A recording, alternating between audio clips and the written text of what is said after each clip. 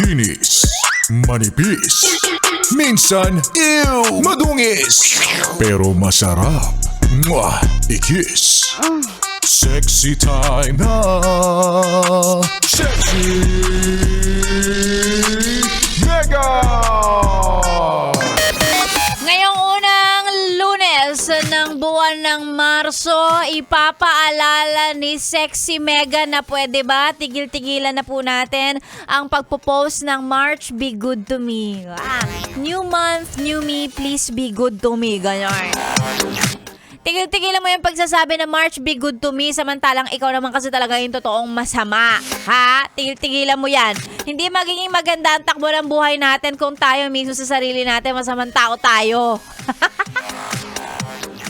Sasabihin ng mga yes friend natin dyan, ano ba naman tong Sexy Mega na to? Nangingialam pa. Concern lang ako sa'yo. Diba? Kasama lang yan sa mga paalala ko na minsan kung gusto mong maging maganda ang takbo ng daloy ng buhay natin, pakabait ka. Minsan hindi kasi natin nare-realize na yung kamalasang dumarating sa atin, karma kasi minsan natin yun. Karma mo yun.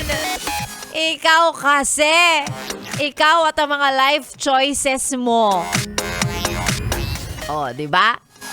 So bago natin sabihin kay March na nawa ay maging maganda ang bigay niya, ang bigayan sa atin ngayong buwan na to, dapat tayo muna i-evaluate ang sarili. Mabuti ba akong tao? Ganon! Mabait ba ako? Ayan. Kung ang sagot ay hindi, mag-start ka sa sarili mo. Be good muna. Ay, magandang umaga. It's a beautiful Monday morning. 9:37 sa orasan ni Sexy Megan. Opo, hindi natin napigilan. Lunes na naman. Excuse me po. Pero at least it's a brand new week para, alam mo na, gawin yung mga bagay-bagay na makakapagpasaya sa atin. Ayan. It's a new chance. Wow! A new chance to live our life to the fullest. Ayan. Para maging mabuting tao. Katulad ng sinasabi ko kanina lang.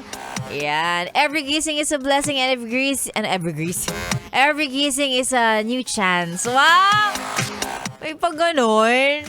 Ay, ngayong araw po ng Lunes tayo na naman ang magkakasama. Itawid natin ang Lunes na ito. Ayoko munang marinig yung ano ba yan, nakakatamad naman. Lunes kasi. Alam mo te, kahit naman hindi Lunes, tinatamad ka. So baguhin natin yan. Ngayong araw ng Lunes, laban tayo. Oo, laban, wag babawi-bawi. Para saan pa lumaki tayo, pinalaki tayo ng sex bomb, kung lagi tayong nagre-reklamo at magkikwit lang din tayo. Oy, laban tayo ngayong araw ng Lunes. Para sa mga nais magpa-shoutout, libre. Pero hindi naman siguro masama kung may konti kang, may konti kang pabigay dyan. Tatanggapin ko yan kahit ano yan.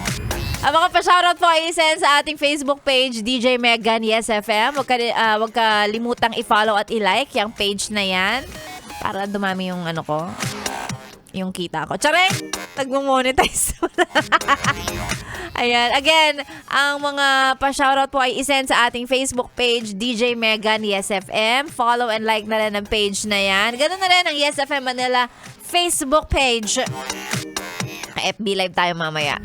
Sexy Mega na po ang inyong kasama para sa programang magpapakalma, magpaparelax, pwede ring magparelapse. Sa'yo, yes friend. Chillax 101. Dito lang syempre sa 101.1 Yes FM. Balik muna tayo sa mga tugtugang mapapakanta, mapapasabay. Narito ang kantang paborito ng mga may kaduet sa karaoke. Mayayabang, palibasa, maganda boses. Here's Ogie Alcacid, Regine Velasquez. Hanggang ngayon, dito lang sa 101.1 Yes FM. Solid!